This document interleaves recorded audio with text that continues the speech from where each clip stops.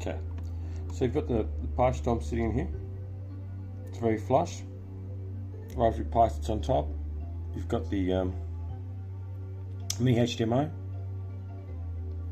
and here's the output.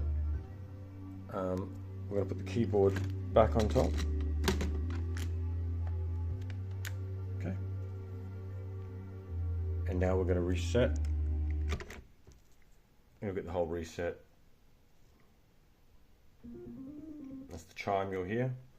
This will display off the HDMI, so you don't need the HDMI port in if you're using this, which is the latest Amiga game selector.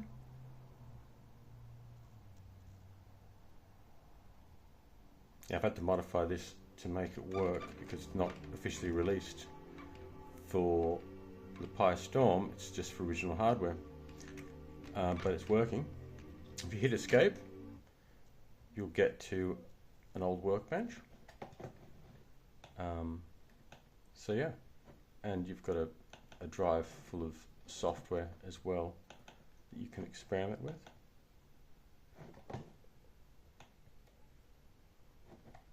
So you can see all the different graphics modes. Let's use that.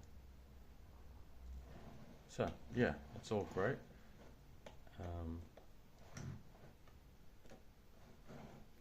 Yeah,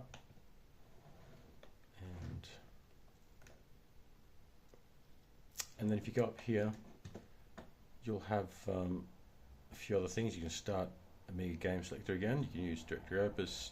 System will let you reboot. You can also set to boot to AGS or boot to Workbench. So let's start AGS.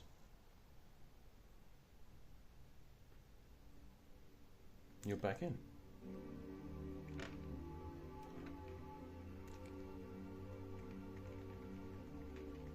So there you go. I'll just pick something random. Just test it.